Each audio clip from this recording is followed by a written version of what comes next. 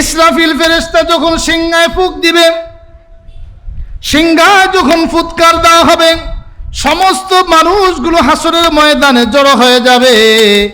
আমার আল্লাহ বলেন সেই দিন সূর্য মাথার উপরে চলে আসবে, পুরা জমিনটাকে সমতল বানায় দেওয়া হবে, জমিন হয়ে যাবে তামার, সূর্যের তাপ চলে আসবে।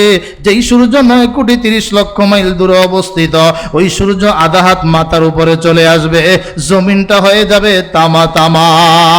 আর চতুর্দিকে হাসরের ময়দানে জাহান্নামের আগুন গর্জন তর্জন দিয়ে হুঙ্কার ছাড়তে থাকবে, মালিক আমার পেটে খুব খিদা, ওই বেনামাজি মানুষগুলোকে আমাকে দাও, বেপরদায় যেই নারীরা পুরুষরা চলেছে দ্রুত আমার কাছে পাঠায় দাও, সুদখোর ঘুষখোর গুলোকে আমার কাছে পাঠায় দাও, জোরপূর্বক জমিন দখলকারী মানুষগুলোকে আমার কাছে পাঠায় দাও, মসজিদ মাদ্রাসা ওয়াজ মাহফিলের বিরোধিতাকারীদেরকে আমার কাছে পাঠায় দাও, আমার পেটে খুব খিদা। জাহান্নাম চতুর্দিক থেকে যখন হুঙ্কার ছাড়তে থাকবে, আল্লাহু আকবার আল্লাহু আকবার, সেই কঠিন মুহূর্ত দেখে আল্লাহ বলেন ইয়াউমা ইয়াফিরুল মারউ মিন আখি, মানুষ তার ভাই থেকে পলায়ন করবে, পরিচয় দিবে না, ইয়া নাফসি চাচাপ না জান বাঁচা, ও আল্লাহ আমাকে জাহান্নাম থেকে বাঁচাও।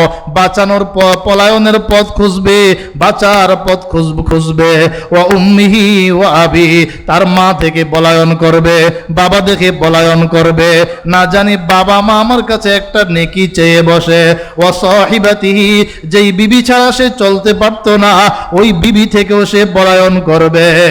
আজকে বিবির জন্য, বিবির মনস্কামনা পূরণের জন্য বড়ি বড়ি আপনি আল্লাহু আকবার স্বর্ণ কিনে দিচ্ছেন, তার জন্য ফ্রিজ, ওয়াশিং মেশিন, এসির ব্যবস্থা, এত আরামের ব্যবস্থা, বিবিও আপনার জন্য পাগল, আপনিও বিবির জন্য পাগল। কিয়ামতের কঠিন মুহূর্তে আল্লাহর কোরআন বলে সাহিবাতিহি, সেই কঠিন মুহূর্তে বিবি থেকেও পলায়ন করবে, ওয়াবানি, সন্তান থেকেও পলায়ন করবে।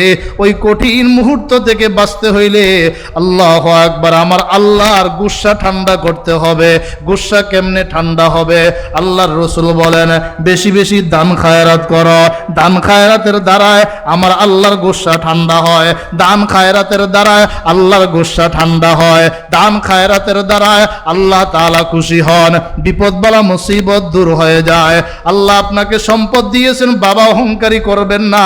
আপনার পকেটে টাকা আমার আল্লাহ জানেন, আপনার বিবির কাছে টাকা আমার আল্লাহ জানেন কি জানেন না? জোরে বলেন। আপনার ব্যাংক অ্যাকাউন্টে কত টাকা আল্লাহ তাআলা জানেন কি জানেন না? অবশ্যই জানেন। আল্লাহু আকবার, উঠা বসা করবেন না। আল্লাহু আকবার আল্লাহু আকবার। আপনাকে আল্লাহ তাআলা অপরন্ত নেয়ামত দান করেছেন, ওই নেয়ামতের শুকর আদায় করুন। এই হাফিজিয়া মাদ্রাসা এতিমখানার মানুষদের, ছাত্রদের পাশে দাঁড়ান। কিয়ামতে কোরআন আপনার জন্য সুপারিশ করবে, মাদ্রাসা আপনার জন্য সুপারিশ করবে। জোরে কোন ঠিক কিনা? আল্লাহ পাক নবীজিকে লক্ষ্য করে বলতেছেন আবাসা ওয়া তাওয়াল্লা জাআহুল আ'মা।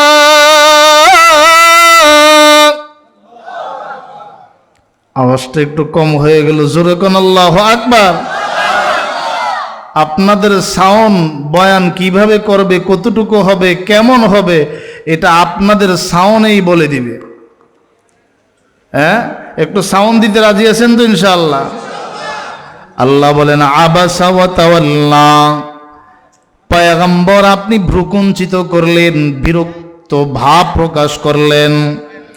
ওয়া তাওয়াল্লা, আপনি মুখ ফিরে নিলেন, কারণ আজাহুল আমা, অন্ধ আপনার কাছে এসেছে, এজন্য আপনি মুখ ফিরে নিলেন, বিরক্তি ভাব প্রকাশ করলেন। আল্লাহ বলেন ওয়ামা ইউদরিকা লাআল্লাহু ইয়াযাক্কা, আপনি কি জানেন ইয়াযাক্কা, হয়তোবা সে পরিশুদ্ধ হতো। আব্দুল্লাহ ইবনে উম্মে মাকতুম পরিশুদ্ধ হতো, আও ইয়াযাক্কারু, অথবা সে উপদেশ গ্রহণ করত, ফাতানফাআহু যিকরা, উপদেশ তার কাজে আসতো। ওয়া আম্মা মান ইস্তাগনা ফাআনতা লাহু তাসাদ্দা, যেই মানুষগুলো বেপরোয়া, যেই ব্যক্তি আমার ধর্ম আমার ইসলাম থেকে বেপরোয়া, গাফেল, কোরআন থেকে মুখ ফিরে নিয়েছে, ফাআনতা লাহু তাসাদ্দা, আপনি তার পিছনে মশগুল হয়ে আছেন। ও পয়গম্বর, আবু জাহেলের মতো নেতা, হাজারো নেতার আমার কাছে কোনো দাম নাই। আমার কাছে দাম হলো যার ভিতরে কালিমা আছে, লা ইলাহা ইল্লাল্লাহু মুহাম্মাদুর রাসূলুল্লাহ। এমন নেতা আমার কাছে দামি, যার ভিতরে ঈমান আছে। নেতারা বড় সম্মানিত, কারণ নেতাদের দ্বারা এমন অনেক কাজ আল্লাহ তাআলা দেন যেটা অন্যদের দ্বারাই সম্ভব হয় না। তাদের ইশারায় ভালো কাজও সমাজে সংগঠিত হয়, তাদের ইশারায় মন্দ কাজও সমাজে সংগঠিত হয়। এই জন্য নেতা কেমন হবে? আল্লাহু আকবার। আল্লাহর রাসূল হাদিসের মাঝে ইরশাদ করেছেন, 7 শ্রেণীর মানুষগুলোকে কিয়ামতের ময়দানে আমি আমার আল্লাহর আরশের নিচে স্থান দেওয়া হবে। যেদিন সূর্য মাথার উপরে চলে আসবে, জমিনটা তামা তামা হয়ে যাবে, বেঈমান নাফরমানের মাথার মগজগুলো টকবক করতে থাকবে, মানুষগুলো চিৎকার করতে থাকবে একটু ছায়া পাওয়ার জন্য। কোনো ছায়া থাকবে না আমার আল্লাহর আরশের ছায়া ছাড়া। ওই আরশের নিচে 7 শ্রেণীর মানুষদেরকে আল্লাহ তাআলা স্থান দিবেন। সর্বপ্রথম নবীজি উল্লেখ করেছেন, মুসলিম শরীফে হাদিস আছে, বুখারী শরীফেও হাদিসটা উল্লেখ করা আছে। সর্বপ্রথম আমার নবী উল্লেখ করেছেন, ইমামুন আদিল, ন্যায়পরায়ণ নেতা।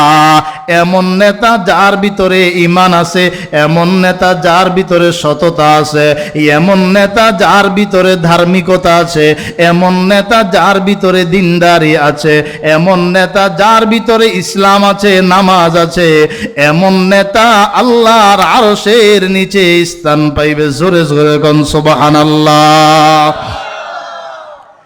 আপনি আপনার পরিবারের লিডার, অনুরূপভাবে সমাজের মাঝে কিছু আছে সামাজিক লিডার, কিছু আছে থানাওয়ারি লিডার, নেতা, কেউ বা জেলা ভিত্তিক নেতা। প্রত্যেকেই জিম্মাদার। বুখারী শরীফের হাদিস, আলা কুল্লুকুম রাঈন ওয়া কুল্লুকুম মাসউলুন আন রাইয়াতিহি। আল্লাহর নবী বলেন, তোমরা প্রত্যেকেই জিম্মাদার, প্রত্যেকেই নেতা। নেতাকে তার প্রজাদের সম্পর্কে জিজ্ঞেস করা হবে, তাদেরকে সৎ আদেশ করেছ, সৎ পথে পরিচালনা করেছ নাকি অসৎ পথে পরিচালনা করেছ? সমাজে বিচার কার্যক্রম করেছ ঘুষ খায় না ঘুষ ছাড়া? সঠিক নেতা, ন্যায়পরায়ণ নেতা ঘুষ খাবে না, ঘুষ ছাড়াই সঠিক বিচার করবে। জোরে কোন ঠিক কিনা? এখন গোটা সমাজ সুদে ঘুষে ভরা। বলে সুদ নাম চেঞ্জ হয়ে গিয়েছে, এটা হয়ে গিয়েছে এখন ইন্টারেস্ট, আর ঘুষ বকশিসে পরিণত হয়ে গিয়েছে। এজন্য কেউ ঘুষ বলে না, কারণ এটা যে নিকৃষ্ট এটা সবাই বুঝে। ঘুষ হয়ে গেছে এখন বকশিসে পরিণত, আর সুদ হয়ে গেল ইন্টারেস্ট। যতই নাম পরিবর্তন করো না কেন, ঘুষ ঘুষই, সুদ সুদেই। জোরে কোন ঠিক না বে ঠিক? তো আল্লাহ বলেন, ওয়ামা আলাইকা আল্লা ইয়াযাক্কা, পয়গম্বর আপনার উপরে কোনো অভিযোগ নাই যদি আবু জাহেলের বাহিনী পরিশুদ্ধ না হয়, ইসলাম কবুল না করে। আবু জাহেলের বাহিনীর নেতা হয়ে আপনার কাছে এসেছেন, তার সাঙ্গ পাঙ্গ নিয়ে এসেছেন, আপনি তার দিকে মনোযোগী হয়ে গেলেন। ওদিকে আমার একজন মুমিন বান্দা আপনার কাছে একটা মাসআলা জানার জন্য এসেছে, আপনি ভেবেছেন একটু পরেও আপনি বলতে পারেন না না, ওই ঈমানওয়ালা ব্যক্তির দিকে আপনি মনোযোগ দেন। আবু জাহেল কিয়ামত পর্যন্ত ঈমান আনবে না। আম্মা মান ইস্তাগনা ফাআতা লাহু তাসাদ্দা ওয়া মা আলাইকা আল্লা ইয়াযাক্কা ওয়া আম্মা মা জাআকা ইয়াসআ, আর যেই ব্যক্তি আপনার কাছে ছুটে এসেছে, চোখে দেখে না অন্ধ সাহাবী, আপনার কাছে ছুটে এসেছে একটা মাসআলা জানার জন্য, কোরআন শিক্ষা করার জন্য, ওয়া হুয়া ইয়াখশা, সে আল্লাহকে ভয় করে। তার ভিতরে আল্লাহর ভয় আছে না নাই? বলেন না, তার ভিতরে আল্লাহর ভয় আছে না নাই? আমরা এখানে যারা হাজির হয়েছি কোরআনের মোহাব্বতে, আল্লাহ আমাদেরকে এনেছেন, জোরে কোন ঠিক না বেঠিক? আমাদের ভিতরে আল্লাহর ভয় আছে না নাই? জোরে আওয়াজ দিয়ে বলেন আছে না নাই? কারণ আমরা কবরকে ভয় করি, কবরের আযাবকে ভয় করি, জাহান্নামের আগুনকে ভয় করি। আল্লাহু আকবার। হাসরের ময়দান, হাসরের ময়দান কায়েম করা হবে, তার অপর পাশে থাকবে জাহান্নাম, জাহান্নামের পরে হবে জান্নাত। আল্লাহু আকবার। জান্নাতে যেতে হলে ফুলসেরাত পাড়ি দিয়ে জান্নাতে যেতে হবে। আল ফুলসেরাত ব্রিজ, আল্লাহু আকবার, এটা জাহান্নামের উপরে আল্লাহ তাআলা স্থাপন করেছেন। ঈমান আমল যত ভালো হবে তত দ্রুত আপনি ফুলসেরাত পাড়ি দিয়ে চলে যাবেন, কিন্তু আপনার ভিতরে যদি ঈমান না থাকে, আমল না থাকে, ফুলসেরাত পাড়ি দিতে পারবেন না। আপনি ফুলসেরাতের উপরে পা রাখবেন, জাহান্নামের আগুন এসে আপনাকে আক্রমণ করে ছো মেরে নিচে ফেলে দিবে। এই জন্য আল্লাহর ভয় থাকবে বান্দার মাঝে। যখন আল্লাহর ভয় থাকে, ওই বান্দা সুদ খেতে পারে না, ঘুষ খাইতে পারে না, বিবির উপরে অত্যাচার করতে পারে না, শ্বশুর বাড়ির থেকে যৌতুক আনতে পারে না, হারাম খাইতে পারে না। চিল্লায়া বলেন ঠিক না বেঠিক?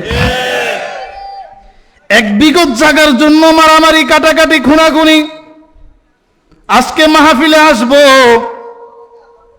আসার পরে এশারের নামাজ পড়ানোর পরেই একজন লিডার আমাকে বলতেছে, হুজুর, পাশের গ্রাম বাগমারা একজন নেতাকে কোবাইছে, তার অত্যাচারে মানুষ অতিষ্ঠ হয়ে গেছে। নেতাগিরি দেখাইতে দেখাইতে, চাঁদাবাজি বসাইতে বসাইতে মানুষের জায়গা জমিন দখল করার ধান্দায়।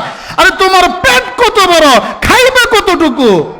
তোমার এই পেট কবরের মাটি ছাড়া আর কোনো কিছু ভরপুর করতে পারবে না। কথা বলেন না কেন? কথা বলেন। এত লোভ কেন? 3.5 হাত মাটির ঘর, অন্ধকার সেই কবর।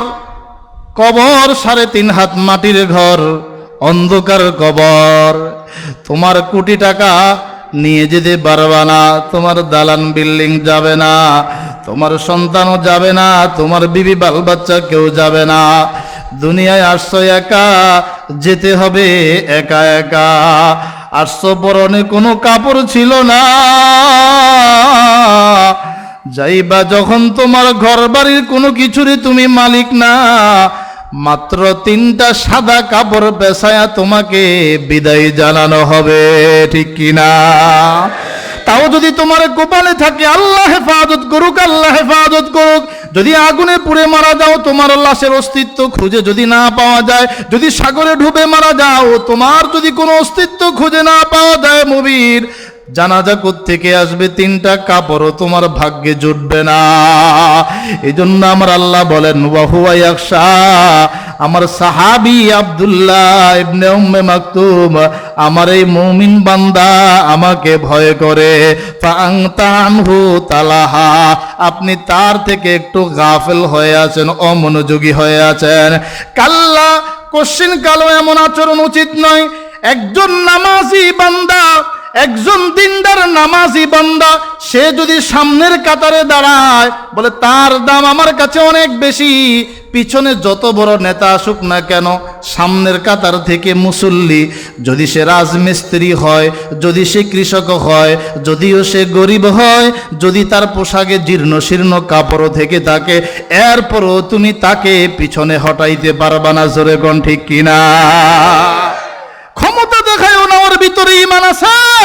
ওর ভিতরে আমল আছে। ঈমান আমল হলো আখিরাতের বাহাদুরির যন্ত্র। কাল্লা ইন্নাহা তাযকিরা, আল্লাহ বলেন এই কথাগুলো আমি শুনাইলাম, এটা হলো উপদেশ, এটা উপদেশ, মানলে মানো তোমার কল্যাণে আসবে, না মানলে চোখ থেকে পানি কেন, সময় যখন পুড়িয়ে যাবে চোখ থেকে রক্ত বের করলেও কোনো কাজ হবে না। জৈসা করনা ওয়াইসা ভরনা, না মানে তু করকে দেখ, जन्नत भी जहन्नम भी है, ना माने तू मर के देख। बंदा कर्म যেমন ফলাফল তেমন, ঠিক না বে ঠিক? কর্ম যেমন ফলাফল তেমন, বিশ্বাস যদি না হয় মইরা দেখো। ও বাবারা, যাদের ইশারায় হাজার মানুষ খুন হয়ে যেত, আল্লাহু আকবার, বৃষ্টির ফোঁটার নেই বুলেট বের হতো বন্দুকের মাথা থেকে, আজকে কোথায় চা দোকানে বসে আছে, ঠিক না বে ঠিক? পলানোর জায়গাও পাইলা না, পালাইবা না পালাইবা না কত স্লোগান দিলা, পালাইবা না পালাইবা না কত স্লোগান দিলা। অহংকারী করা ভালো নয়। সমাজের যে স্তরে আপনি থাকেন না কেন, আপনি অহংকারী করবেন না। আমার আল্লাহ অহংকারী জিনিসটা পছন্দ করেন না, ঠিক না বে ঠিক? বলে আসমান বানাইছেন কে? আর তো জোরে মালিককে ডাক দেন, আসমান বানাইছেন কে? জমিন বানাইছেন কে? রিজিকের মালিককে, আমাদের সৃষ্টিকর্তাকে। আল্লাহু আকবার। যিনি আসমান বানাইলেন, যিনি জমিন সৃষ্টি করেছেন, যিনি আপনার আমার রিজিকের ফয়সালা করেন, যার হাতে সব ক্ষমতা, বলে অহংকার তো সেই জাতের সিফাত। কথা ঠিক না বে ঠিক? আল্লাহর রাসূল বলেন, قال الله عز وجل, হাদিসে কুদসি, আল্লাহ বলেন, আল কিবরিয়াউ রিদাই, অহংকার আমার বরত্বের চাদর, আমার না জানি যে আমার চাদর নিয়ে টানাটানি করবা, আদখালতুহুন নার, আমি তাকে জাহান্নামে নিক্ষেপ করব, আমি তাকে জাহান্নামে নিক্ষেপ করব। তো অহংকারী দেখায়ও না। দেশের মানুষ সব রাজাকার বানায় ফেললা, দেশের জনগণের মোকাবেলা তোমার লিগ দিয়ে তুমি সাজাইবা, এখন তোমার পাওয়ার কোথায় গেল? কথা বলেন না কেন? বুঝেন বুঝেন, কাউকে কটাক্ষ করে কথা বলতেছি না, অহংকার পতনের মূল, এই বিষয়টা বুঝাইতে চাইলাম। বুঝেন ফেরাউন কতটা অহংকারী ছিল, নিজেকে সবচাইতে বড় খোদা বলেছে। সূরাতুন নাজিআতে, এই সূরার আগের সূরা, সে বলেছিল আনা রাব্বুকুমুল আ'লা, ফাকালা আনা রাব্বুকুমুল আ'লা। সূরা নাজিআত 24 নম্বর আয়াত। ফেরাউন বলেছে ফাকালা আনা রাব্বুকুমুল আ'লা, ফাখাযাহুল্লাহু নাকালাল আখিরাতি ওয়াল উলা, ইন্না ফি যালিকা লাইবরাতাল লিমান ইয়াখশা। আল্লাহু আকবার। সে বলেছিল আমি তোমাদের বড় খোদা। মুসা কোন খোদার দিকে তোমাদেরকে ডাকে? আমি তোমাদের বড় খোদা। আল্লাহ পাকের আযাব তাকে গ্রেফতার করেছে, আল্লাহ তাকে বহু সুযোগ দিয়েছে। অহংকারীর চূড়ান্ত পর্যায়ে গিয়ে নিজেকে যখন বড় খোদা দাবি করেছে, আল্লাহ তার কাছ থেকে একটু পরীক্ষা নিলেন, জিব্রাইলকে পাঠিয়ে দিলেন মানুষের আকৃতিতে। জিব্রাইল গিয়ে বলে, ফেরাউন উস্তাদ, বস আপনার কাছে একটা মামলা নিয়ে এসেছি, বিচার করবেন, আশা করি সুফয়সালা দিবেন, সঠিক সিদ্ধান্ত দিবেন। বলে বলো, তাড়াতাড়ি, সময় কম। বলে মামলা হলো, একজন গোলাম মনিবের নাফরমানি করে, মনিব তার খাবারের ব্যবস্থা করে, মনিব তার পরনের ব্যবস্থা করে, মনিব তার পোশাকাদি, তার থাকার ব্যবস্থা, সব কিছুর জিম্মাদার মনিব। এরপরে গোলাম মনিবের নাফরমানি করে। আপনারা বলুন তো, আমরা কার গোলাম? আমাদের মনিব কে? মানুষের মনিব কে? বুঝতেছেন কথা? বুঝেন, মানুষের মনিব কে? মাসালা জিজ্ঞেস করতেছে, মামলা, বলে সিদ্ধান্ত মাসালাটা দেন। ওস্তাদ, গোলাম মনিবের নাফরমানি করে, মনিব খাওয়ায়, মনিব থাকার ব্যবস্থা করলো, সব রিজিকের ব্যবস্থা করলো, এমন গোলাম মনিবের কথা শুনে না, নাফরমানি করে, এই মনিবটা গোলামটাকে কেমন শাস্তি দেওয়া উচিত? ফেরাউন বলে, যেই গোলাম মনিবের নাফরমানি করে, মনিবের সব নাজ নেয়ামত ভোগ করে, সব সম্পদ ভোগ করে, মনিবের নাফরমানি করে, কথা শুনে না, তাকে পানিতে ডুবায়া সুবায়া মারা উচিত। ফেরেশতা বলে, ওস্তাদ একটু দস্তখতটা সাইনটা দিয়ে দেন। ঠিক আছে, দিলাম। আল্লাহ কয়, ফেরাউন তোর দোয়াটা আমি কবুল করে নিলাম। এখন ফেরাউন মরলো কেমনে? আগুনে না পানিতে? তো সেই তো ফায়সালা দিল। কি কথা বুঝেন নাই? এই জন্য কাহুকে মাঝে মাঝে আল্লাহ কাফিরের দোয়াও কবুল করে। হ্যাঁ, আবু জাহেল বদরে যাবে যুদ্ধে, উদ্দেশ্য হলো মুহাম্মদুর রাসূলুল্লাহ এবং তার অনুসারীদেরকে চিরতরে শেষ করে দিবে।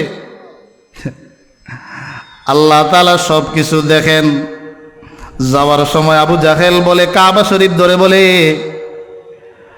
ও কাবার মালিক, যুদ্ধে যাইতেছি, সত্যের পক্ষে তুমি ফায়সালা দিও। আবু জাহেল মুহাম্মদুর রাসূলুল্লাহর সাথে যুদ্ধ করতে যাচ্ছে, সত্য হক কে, আবু জাহেল না মুহাম্মদুর রাসূলুল্লাহ? আরে আমাদের নবী হক নাকি আবু জাহেল হক? আরে কথা বলতে সমস্যা কোথায়? নবী হক না আবু জাহেল হক? তো আবু জাহেল কাবাগর ধরে বলতেছে, আল্লাহ, যুদ্ধে যাচ্ছি, সত্যের পক্ষে তুমি ফায়সালাটা দিও। আল্লাহ কয়, করছটা কি? যা, তোর দোয়াটা আমি কবুল করে নিলাম। এমন মায়ের বদরের প্রান্তে ফেলায়া, ভারী কোনো কেউ কিছু মারা লাগে নাই, পিচ্ছি দুইজন সাহাবী এসে আবু জাহেলকে খতম করে দিয়েছে। সুবহানাল্লাহ। এত অহংকার কেন? মুহাম্মদুর রাসূলুল্লাহকে দেখতে পারো না?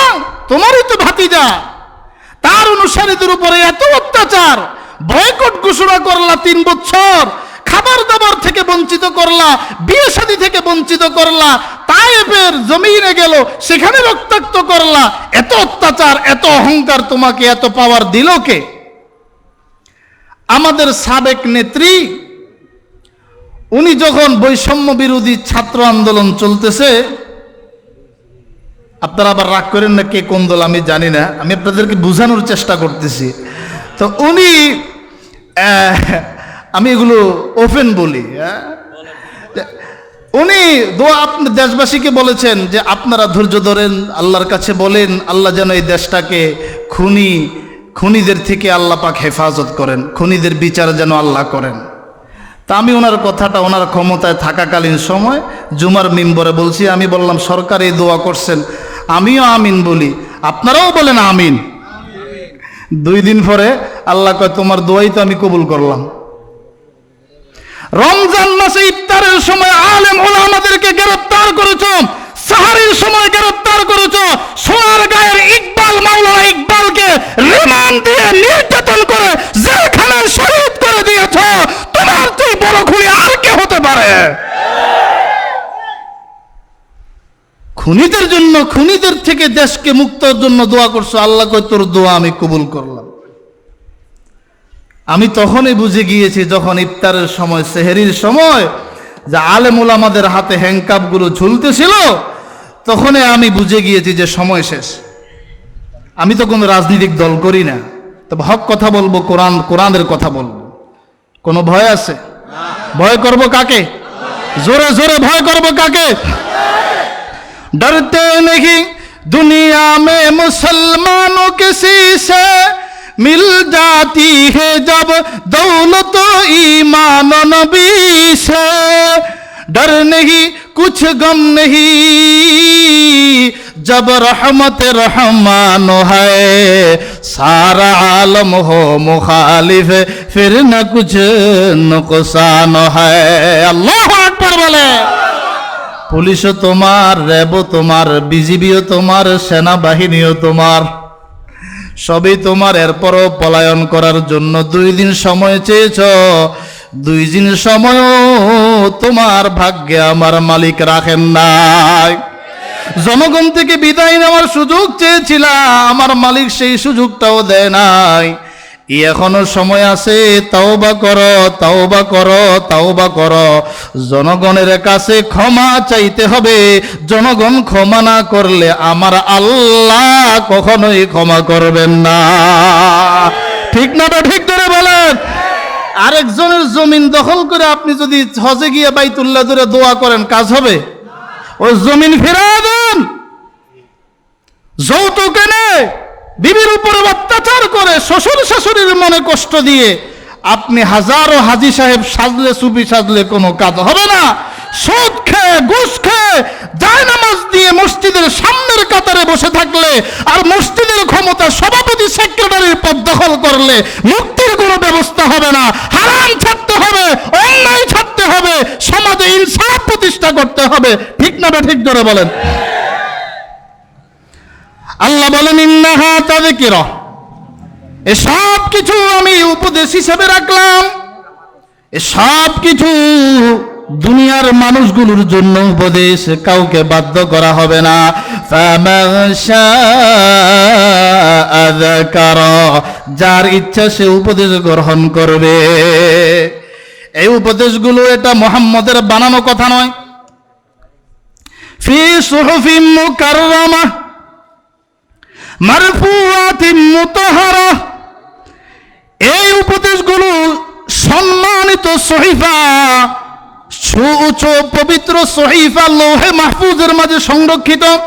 বিআইদি সাফারা কিরামিন বারারা, আমার সম্মানিত পুচ পবিত্র ফেরেশতাদের মাধ্যমে, ফেরেশতাদের হাতে লেখা।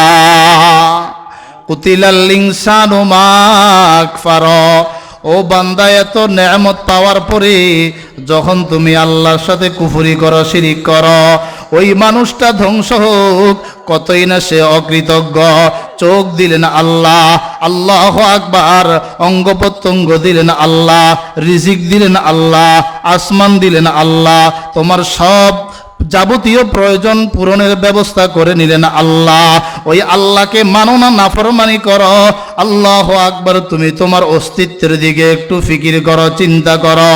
আমি আল্লাহ তোমাকে আকল দিলাম, একটু চিন্তা করো তুমি কোথায় ছিলে, কোত্থেকে আমি তোমাকে সৃষ্টি করলাম।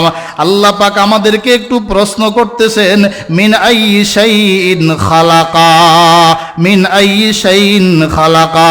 সূরা আবাসা 18 নম্বর আয়াত। আল্লাহ প্রশ্ন করতেছেন, মিন আইয়ি শাইইন খালাকাহু, কোন জিনিস থেকে বান্দা আল্লাহ তোমাকে বানাইছে?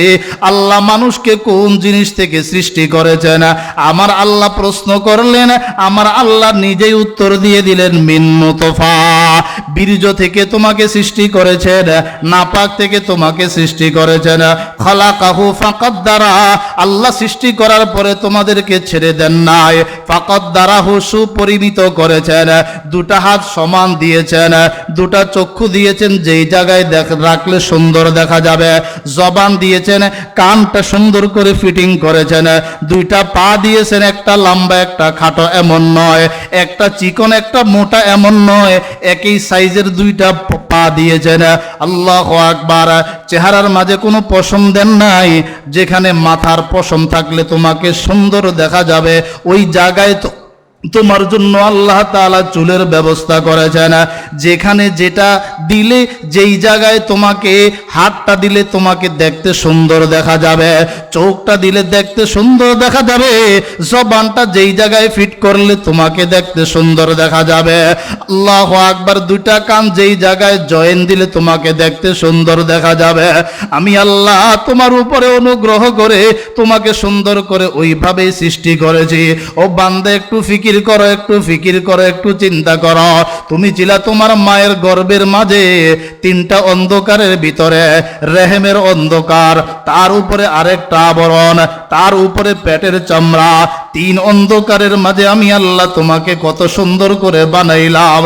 তোমার জন্য 2টা হাত বানাইলাম, 2টা পা বানাইলাম, 2টা চক্ষু দিলাম, আল্লাহু আকবার, জবান দিলাম তোমাকে, আল্লাহু আকবার। এত সুন্দর একটা দেহ তোমার মায়ের গর্ভে বানাইলাম, সেখানে খাবারের ব্যবস্থা করলাম নাভির মাধ্যমে, রক্তের মাধ্যমে, কারণ জবান এটা পবিত্র।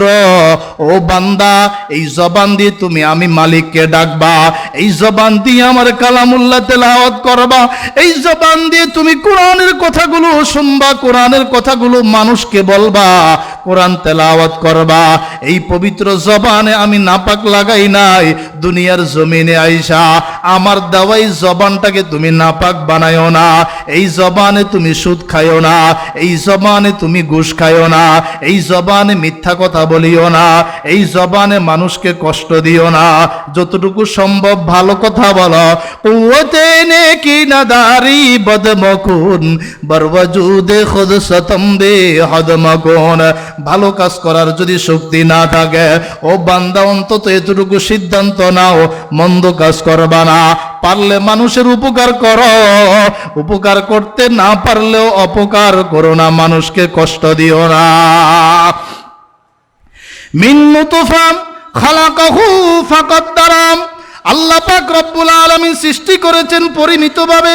আল্লাহু আকবার। সুন্দর গঠন দিয়ে আল্লাহ তোমাকে সৃষ্টি করেছেন। সুম্মা সাবিলা ইয়াসসারা। এরপরে দুনিয়ায় আসার জন্য সুন্দর সহজ রাস্তা ব্যবস্থা করে দিয়েছেন। মায়ের আল্লাহু আকবার রাস্তা দিয়ে তোমাকে সুন্দরভাবে দুনিয়ায় আসার ব্যবস্থা করে দিয়েছেন। এইভাবে দুনিয়ায় আগমন করার দ্বারা তোমার মাটা মারাও যায় না, তেমন কোনো সমস্যাও হয় না। আল্লাহু আকবার। এত সুন্দর রাস্তা, এত সুন্দর সহজভাবে এত বড় একটা বডি আমি আল্লাহ বের করে দিলাম। একটু চিন্তা করো, একটু চিন্তা করো।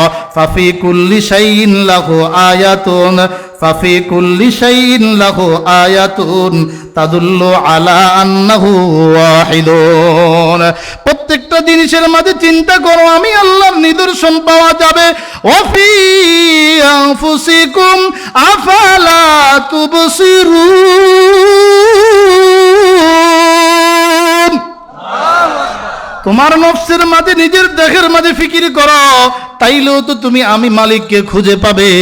আল্লাহু আকবার। দুনিয়ার হায়াত থাকবে না ও বান্দা, দুনিয়ার হায়াত পুরিয়ে যাবে। সুম্মা আমাতাহু। এরপরে আল্লাহ মানুষকে মৃত্যু দান করেন। আল্লাহ তাআলা মানুষকে মৃত্যু দান করেন। সবাই মরণকে বিশ্বাস করে, মুসলমানও মরণকে বিশ্বাস করে, বেঈমানরাও মরণকে বিশ্বাস করে, ইহুদিরাও মরণকে বিশ্বাস করে, খ্রিস্টানরাও মরণকে বিশ্বাস করে, দুনিয়ার সব মানুষগুলো মরণকে বিশ্বাস করে। তবে মরণের পরের জিন্দেগি আখিরাতকে সবাই বিশ্বাস করে না, ঠিক কিনা? আল্লাহ বলেন ফাকবারাহু। মৃত্যুর পরে আল্লাহ তাআলা বান্দাকে, মানুষকে কবরস্থ করেন, কবরে পৌঁছায় দেন। ওই কবরটা কেমন? অন্ধকারের ঘর। ওই কবরটা কেমন? একাকীর ঘর। হাদিস শরীফের মাঝে আসছে, প্রতিদিন কবর আমাদেরকে ডেকে ডেকে বলে, ও বনি আদম, আমার কবরে আসবা, খালি হাতে আসিও না, কিছু নেক আমল নিয়ে আসো। আনা বাইতুল ওয়াহদা। আমি একাকী ঘর, খালি হাতে আসিও না, সঙ্গী নিয়ে আসো, একা একা আসিও না। আনা বাইতুদ দুদ। আমি পোকা মাকড়ের ঘর, আমি সাপ বিচ্ছুর ঘর।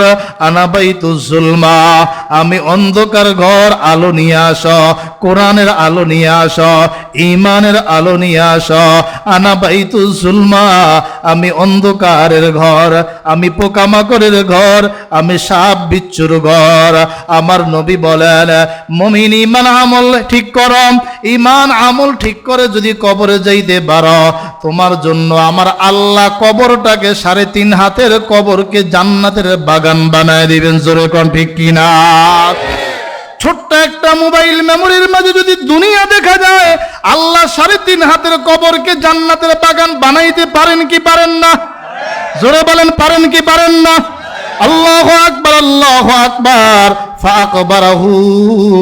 আল্লাহু আকবার। যদি ঈমান না থাকে, আমল যদি ভালো না হয়, মজবুত ঈমান নিয়ে যদি কবরে না যাইতে পারো, কবরে রাখবে, সঙ্গে সঙ্গে কবরের মাটি, দুই পাশের মাটি এমন জোরে তোমাকে চাপ দিবে, এত জোরে তুমি চিৎকার করবা, ইয়াসমাউহু গায়রুস সাকালাইন, তোমার চিৎকারের আওয়াজ গোটা দুনিয়ার মানুষ শুনবে, মানুষ এবং গোটা দুনিয়ার মাখলুকগুলো শুনবে, মানুষ এবং জিন জাতি ছাড়া।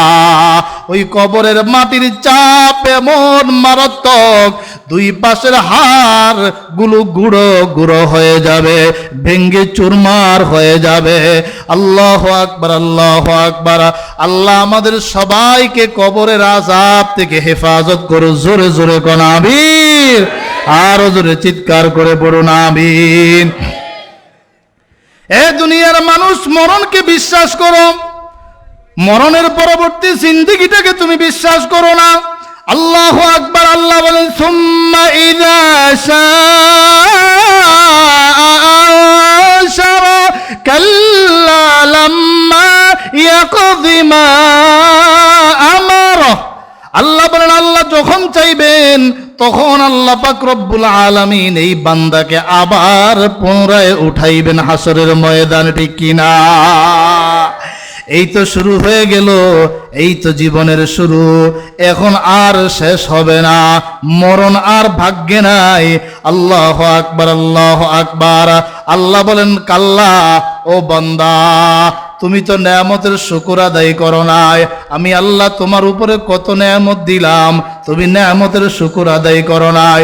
তোমাকে আমি টাকা দিলাম, পয়সা দিলাম, গরিবদের খবর নাও নাই, ইয়েতিমদের খবর নাও নাই, এলাকার সমাজের গরিব অসহায় মানুষগুলোর দিকে ভ্রুক্ষেপ করো নাই।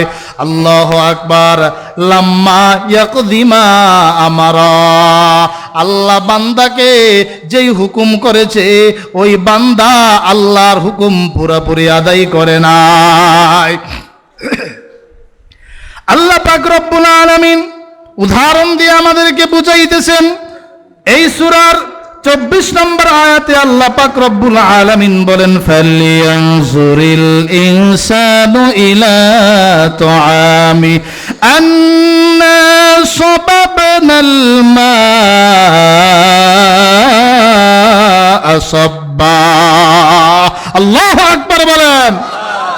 ও মানুষ, তুমি তোমার খাবারের দিকে তাকাও, যেই খাবার তুমি মুখের ভিতরে ঢুকাইতেছ, তুমি ভাবতেছো টাকা আছে, টাকা দিয়ে কিনে খাবার মুখের ভিতরে তুমি ঢুকা ফেললা। না না, তোমার থেকে বড় বড় বিলিয়ন ডলারের মালিক কিন্তু মুখে খাবার দিতে পারে না, সেলাইনে তাদের খাবার চলে, আসে না নাই? শরীরে ক্যান্সার, খাবার দাবার নিষেধ, শুকিয়ে একেবারে কঙ্কালের ন্যায় হয়ে গিয়েছে, আসে না নাই? বলেন না, আসে না নাই? অতএব তোমার টাকায় খাবার আসে নাই, এই খাবারের পিছনে আমার বহু অনুগ্রহ রহমত ঢুকেছে। এই খাবার কৃষক জমিনে বীজ বপন করেছে, আমি আসমান থেকে পানি বর্ষণ করেছি, সেখান থেকে আল্লাহু আকবার ফসল উঠেছে, আরেক দল কৃষক সেটাকে কেটেছে, তারপরে পরিশুদ্ধ করে বাজারে বিক্রি করেছে, সেখান থেকে চাউল বের করা হলো, আবার সেটা তোমার বাসা পর্যন্ত এনে পৌঁছানো হলো। এক একটা ফল খাচ্ছ, এক একটা মাছ খাচ্ছ, পদ্মার মাছ, আল্লাহু আকবার, আল্লাহু আকবার।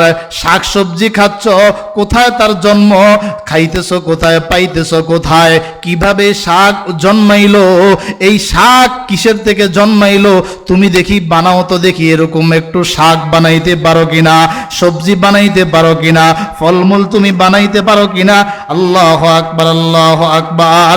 একটু তুমি ফিকির করো, একটু তোমার খাবারের দিকে একটু ফিকির করো। ফালিয়ানজুরিল ইনসানু ইলা তুআমি। আল্লাহ বলেন, মানুষ যেন তার খাবারের দিকে একটু ফিকির করে।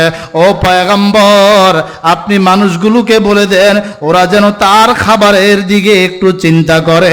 আন্না সাবাবনাল মা'a সাব্বা, আমি খাবারের জন্য প্রচুর পরিমাণ পানি বর্ষণ করেছি, সুম্মা শাকাকনাল আরদা শাক্কা, জমিনটাকে যদি আমি আল্লাহ শক্ত বানায় দিতাম, যদি এটা বিদীর্ণ না করতাম, সেখান থেকে বীজ উঠতো না, ফসল জন্মাইতো না। সুম্মা শাকাকনাল আরদা শাক্কা, এই খাবারের জন্য আমি জমিনকে ফেটে ফেলেছি, জমিনকে বিদীর্ণ করে ফেলেছি। ফাআমবাতনা ফিহা হাব্বাও হাব্বা, ফাআমবাতনা ফিহা, এই জমিনের মাঝে আমি উৎপন্ন করেছি শস্য, ওয়া ইনাবাও ওয়া কদবা, আঙ্গুর এবং শাকসবজি, ওয়া যাইতুনাও ওয়া নাখলা, জৈতুন এবং খেজুর, ওয়া হাদাইকা গুলবা, ঘন ঘন আল্লাহু আকবার উদ্যান বিশিষ্ট, আল্লাহু আকবার ঘন ঘন গাছপালা বিশিষ্ট বাগান, ওয়া ফাকিহাতান, বিভিন্ন ফলমূল আমি জমিনে তৈরি করি, ওয়া আব্বা, ঘাস জমিনে তৈরি করি, এই ঘাস চতুষ্পদ জন্তু খায়, এই ঘাস চতুষ্পদ জন্তু খায়, গরুও খায়, ছাগলও খায়, গরুও দুধ দেয়, ছাগলও দুধ দেয়, আল্লাহু আকবার মহিষও খায়, মহিষও দুধ দেয়। আমার নেয়ামতের গুলোর মাঝে একটু তুমি চিন্তা করো, ফিকির করো, আমার পরিচয়ে তুমি পেয়ে যাবে। জোরে কোন সুবহানাল্লাহ। हजार में शजर में तेरे रंग बू है, जदर देखता हो वदर तू ही तो है, जो तुझे भूल गया तो उसे याद न कर, आग लगा खाक डल नाम न ले याद न कर। আল্লাহু আকবার। কষ্ট হইতেছে আপনাদের, আজকে শেষ দিন, একটু কষ্ট করতে রাজি আছেন তো ইনশাআল্লাহ? আল্লাহু আকবার। আল্লাহ কবুল করেন, সবাই বলেন আমিন। আল্লাহ এই মাহফিলে উপস্থিত সবাইকে আল্লাহ তাআলা মাফ করে দেন, সকলে বলি আমিন। মেসেজ এসেছে, আমাদের প্রধান অতিথি একটু বক্তব্য দিবেন, হয়তো জরুরি কোনো কাজ আছে, তা আল্লাহ তাআলা আমাদেরকে অল্প সময় একটু ধৈর্য ধরার তৌফিক দান করেন। মাদ্রাসার জন্য কেউ উঠা বসা করব না, আল্লাহ তাআলা তৌফিক দান করেন।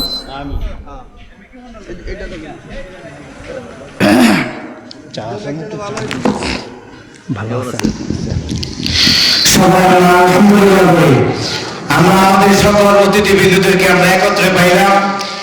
এখন আপনাদের সামনে কিছু কথা বলবেন আমাদের আজকের ওয়াজ মাহফিলের সম্মানিত সভাপতি জনাব। চালাক, শেখ হাসিনার চাইতেও বেশি চালাক।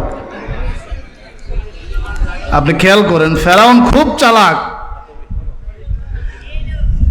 চতুর্দিকে থেকে মুসা পয়গম্বর এবং বনী ইসরাইল ঘেরাওর মাঝে পড়ে গিয়েছে, সামনে সমুদ্র। আল্লাহ বলেন লাঠি দ্বারায় সমুদ্রে আঘাত করো। আঘাত করা হলো, রাস্তা হয়ে গিয়েছে। ফেরাউন কি কয়? মন্ত্রী হামান পিছনে, তাকাদ্দাম তাকাদ্দাম, সামনে বাড়েন সামনে বাড়েন। ফেরাউন কয় লাইসা লি হাযা, এই রাস্তা দেখে আমার ভয় হয়, এটা তো আমার না, এটা তো আমার না। তার কথাই তো ঠিক, কি কথা বুঝেন নাই? লাইসা লি হাযা, এটা আমার না। ফেরাউন বুঝে ফেলছে, সে যাবে না সামনে। তা আজরাইল তো অপেক্ষায় আছে, যাবি না কেন? কথা ঠিক না বেঠিক? আজরাইল অপেক্ষায় আছে, যাবি না কেন? স্বামী অপেক্ষায়, যাবেন না কেন? কথা কয় না কেন? প্রয়োজনে হেলিকপ্টার রেডি, বিমান লাগবে রেডি, স্বামী অপেক্ষায়, ঠিক না বেঠিক? কথা বলে না। যুবক ফলাফেন বুঝেই না, মুরব্বীরা কিন্তু বুঝতেছে। কি কথা ঠিক না বেঠিক? আমরা হুজুররা কথা বলি এক জায়গায়, কত দিকে ইঙ্গিত দেই, এটা বুঝতে হইলেও কিছু ব্রেন লাগবে। আল্লাহ পাক জিব্রাইলকে পাঠিয়ে দিয়েছেন, যাও। ফেরাউনের ঘোড়াটা ছিল পুরুষ ঘোড়া। ফেরাউন নামতে চাচ্ছে না, তার ঘোড়াটা ছিল কি বুঝেন না, পুরুষ ঘোড়া। আল্লাহ পাক জিব্রাইলকে পাঠিয়ে দিলেন, জিব্রাইল মহিলা আরেক ঘোড়া নিয়ে সামনে এসে গেছে। ফেরাউন না গেলে ঘোড়া কি খাড়াই থাকবো?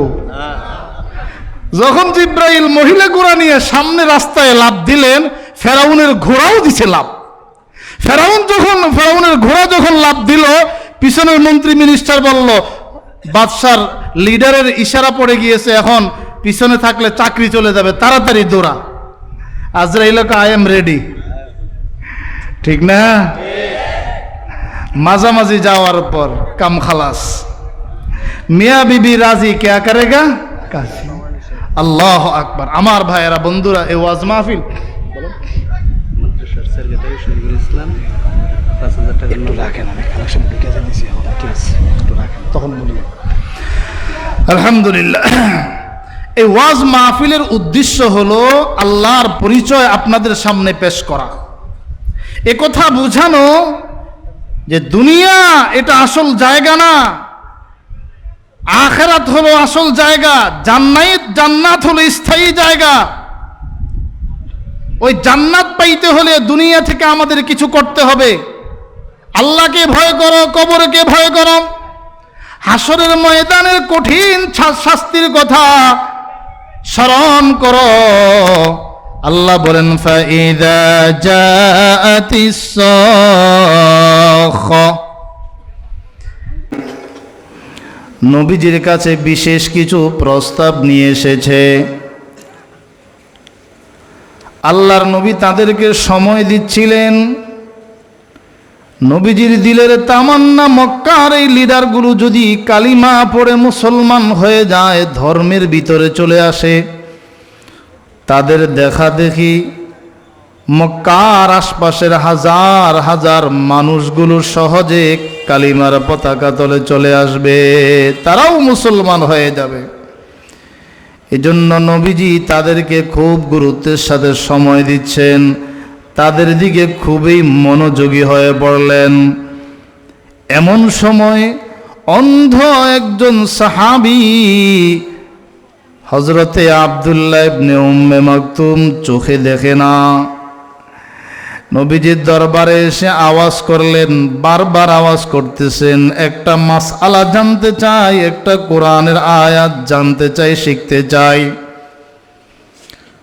আল্লাহর নবী ভাবলেন, আমার সাহাবী আব্দুল্লাহ ইবনে উম্মে মাকতুম, সে তো এই মাসআলাটা আমার কাছে পরেও শিখে নিতে পারবে, কিন্তু আবু জাহেল বাহিনী এখন চলে গেলে তারা আর সহজে আমার কাছে আসবে না। দেখিনি কিছু কথা বলে তাদেরকে ইসলামের দিকে আনতে পারি কিনা। আল্লাহু আকবার। নবীজি একটু বিরক্ত বোধ করলেন, ভ্রুকুঞ্চিত করলেন, অন্তরে বিরক্তির ভাব দেখা দিল। আমার আল্লাহ পাক রব্বুল আলামিন এ বিষয়টা পছন্দ করেন নাই, নবীজিকে সতর্ক করেছেন, পয়গম্বর আপনার কাছে যেই মানুষগুলো আছে তাদের প্রতি আপনি বড় মনোযোগ দিয়েছেন। ওই যে আব্দুল্লাহ ইবনে উম্মে মাকতুম আমার উপর ঈমান এনেছেন, আপনার মনোযোগটা তার দিকে একটু কম দেখা যায়। ও পয়গম্বর, মনে রাখবেন, আবু জাহেলের মতো হাজার লক্ষ কোটি নেতাকে এক পাল্লায় রাখলেও আমার বান্দা আব্দুল্লাহ ইবনে উম্মে মাকতুমের সমান হবে না। জোরে জোরে কোন ঠিক কিনা? কারণ ওদের মাঝে ঈমান নাই, আব্দুল্লাহ ইবনে উম্মে মাকতুমের কাছে ঈমান আছে। আপনি তাদের পিছনে পড়বেন না, এরা এদেরকে আপনি কালিমার দাওয়াত দিবেন। যদি কালিমা না আনে আপনি অভিযুক্ত নন, আপনার উপরে কোনো অভিযোগ থাকবে না। তবে একজন মুমিন আমার কাছে বড় দামি, যার ভিতরে আছে লা ইলাহা ইল্লাল্লাহু মুহাম্মাদুর রাসূলুল্লাহ। এখানে আমরা যারা আছি সবাই ইমানদার। কারা কারা দাবি করি একটু হাত উঠাই তো, যে আমরা ইমানদার। আলহামদুলিল্লাহ, আমরা আল্লাহকে বিশ্বাস করি। পড়েন না আলহামদুলিল্লাহ।